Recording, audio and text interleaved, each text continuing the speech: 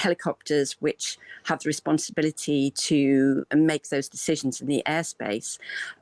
So it might call into question how the airspace is managed. It looks like this particular helicopter, if it wasn't squawking that signal, made a mistake, catastrophic mistake. And it is also always good to hear from the news projects editor at the Sunday Times, James Coney. Hello, James. Good morning. Good to have you here. How are you feeling? I'm well, thank you very much, yeah. Well, very nice to have you in the studio, as always. Let's tackle some of the things going on this morning.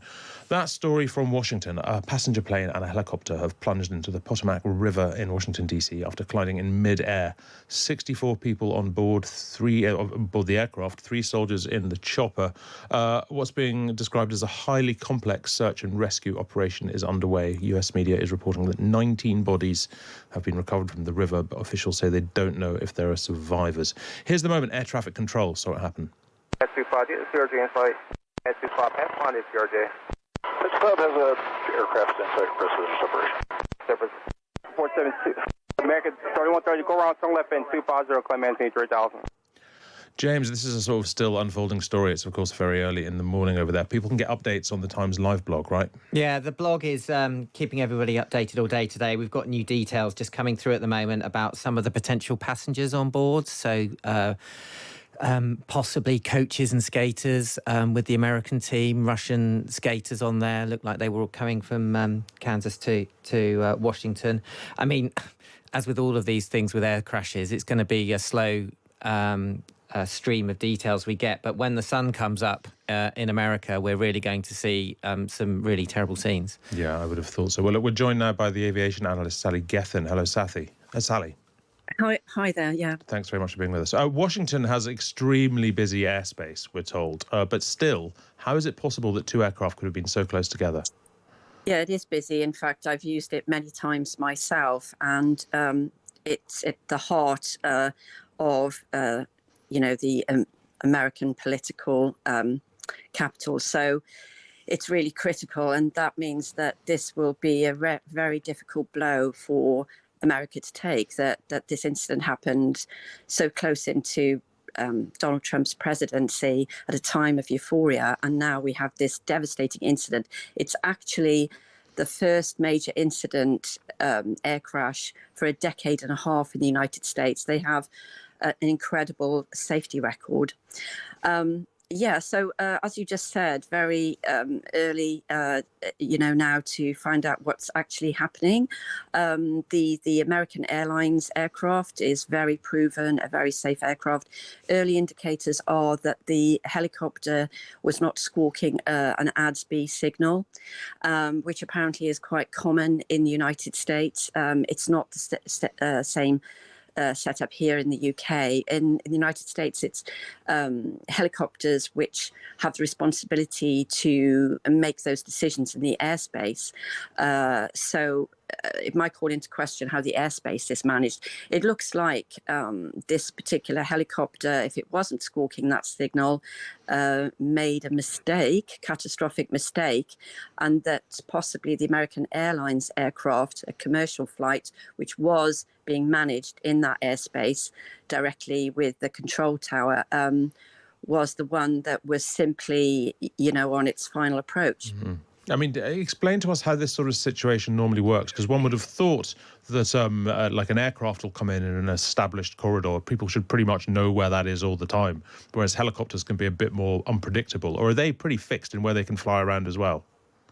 So obviously aircraft are completely managed. I mean, there's no room for error there at all.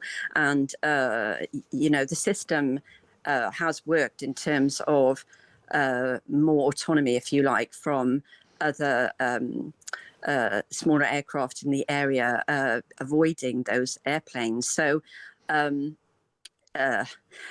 but this, like I said, will call that into question. We don't know what actually was happening with that particular helicopter and how it was navigating that airspace.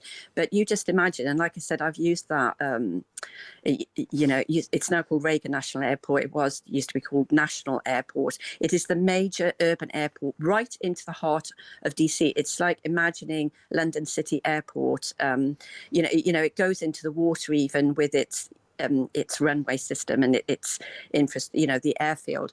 So that's how congested the airspace would be above it, with a lot of comings and goings to the Pentagon, to the White House.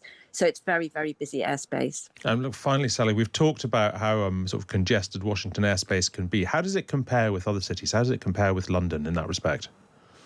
I would say it is busier. I mean, I happen to live in the heart of London, and we do see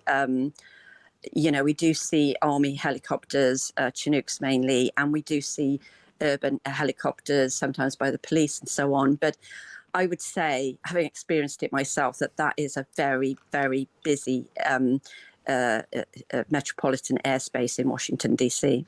Right, thank you very much indeed, Sally Gethin. Sally is an aviation expert. Good to speak to you there. Yeah, we can do 3-3 for Blue 6342. Blue 6342, that's a Wilson Bridge, change to turn for runway 33, clear to land. Tower, did you see that? 472, American 3130, go around, turn left in 250, climb maintain 3000. Black Jack 3, can you return to base? What? Black Jack 3, proceed directly to Glebe. I need you to land. I need you to land immediately. Can you go to dollars for a few minutes? Okay, muscle 13. I need to have you exit the airspace. Can you go to Andrews? Black Jack 3, do you have any kind of like searchlight or maybe anything on board that would help shed some light at the east end of the field? Yeah, when you get to South Cab, you're going to see a lot of trucks on the east end of the field. You'll be met with Black Jet 1. If there's any way you can assist, let me know. If you're unable to do the fuel or any kind of equipment limitations, let me know. But if you any way you can assist, let us know. All right. Delta 32, if you want to shut them down or if you want to go back to gate, let me know. I don't know if we're going to resume operations in the near future. It might be about 30 or 40 minutes. Delta 32, sorry. I don't know if you caught earlier what happened, but there was a collision on the approach in the 33. We're going to be shutting down operations for the indefinite future. If you want to go back to the gate, I highly suggest you guys coordinate with the company. Let me know what you want to do. All right, we'll let the company, talking to them right now. Yeah, we witnessed the whole thing. If you need any information from us. Okay, not quite yet, but just remain on frequency, and I'll give you a phone number here in a second. All right, thanks.